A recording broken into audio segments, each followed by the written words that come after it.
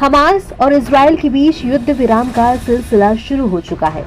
Cease fire के पहले कदम के तौर पर हमास ने इजरायली बंधकों को रिहा करना शुरू कर दिया है। इतना ही नहीं, हमास ने इस कदम को काफी सकारात्मक रूप देने की भी कोशिश की। उसने जिन पहली 3 महिलाओं को रिहा किया, उन्हें बढ़िया गिफ्ट बैग भी दिए।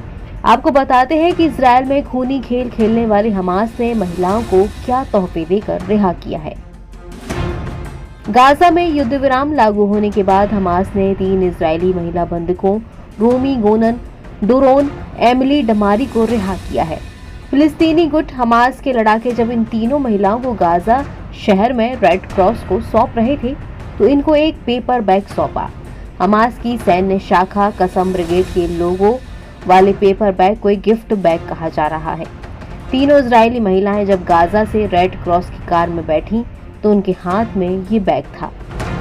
गाजा से लौटी रोमी गोनन के परिवार ने CNN को बताया कि हमास से मिले गिफ्ट बैग में प्रमाण पत्र, एक नेकलेस और कुछ तस्वीरें थीं। उन्होंने ये भी बताया कि इजराइल की आंतरिक सुरक्षा एजेंसी शिन बेट ने इन गिफ्ट बैग को जांच के लिए जब्त कर लिया। इजरायली मीडिया ने बताया कि हमास ने इन महिलाओं के गाजा में गुजारे समय की तस्वीरों को दिखाया है। CNN की रिपोर्ट कहती है कि 471 दिनों की कैद के बाद बंधक को गिफ्ट बैग देना अजीब है। ऐसा करने के पीछे हमास की कोशिश खुद को अपराजित और गंभीर गवर्निंग बॉडी के रूप में पेश करने की है। हमास ने संदेश दिया है कि इजराइल के भीषण हमलों के बावजूद वो मजबूती से खड़ा है। हमास ने अपने लोगों को ये भी बताया है कि वो एक वैध शासी निकाय है। हमास लड़ाकों ने सड़कों पर निकलकर जीत का जश्न मनाते हुए भी इसी तरह का संदेश दिया है। एक्सपर्ट्स का कहना है कि हमास की ओर से इजरायली बंधकों को गिफ्ट बैग देना उनकी प्रचार रणनीति है। हमास दिखाना चाहता है कि वो एक जिम्मेदार निकाय के तहत उसके अपने कानून हैं। इससे उसको फायदा भी हुआ है क्योंकि इस घटना ने इजराइल में युद्ध विराम पर बहस छेड़ दी है। इजरायलियों ने चिंता जताई है कि हमास फिर से मजबूत हो रहा है, वो हमलों से कमजोर नहीं हुआ।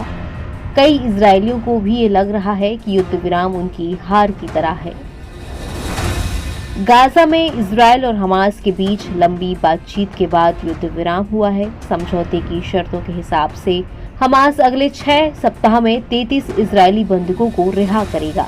इसके बदले में इजराइल की ओर से फिलिस्तीन के 2000 कैदियों और बंदियों को अपनी जेलों से रिहा किया जाएगा। समझौते के तहत एक इजराइल बंधक के बदले 30 फिलिस्तीनी कैदियों को रिहा किया जाएगा।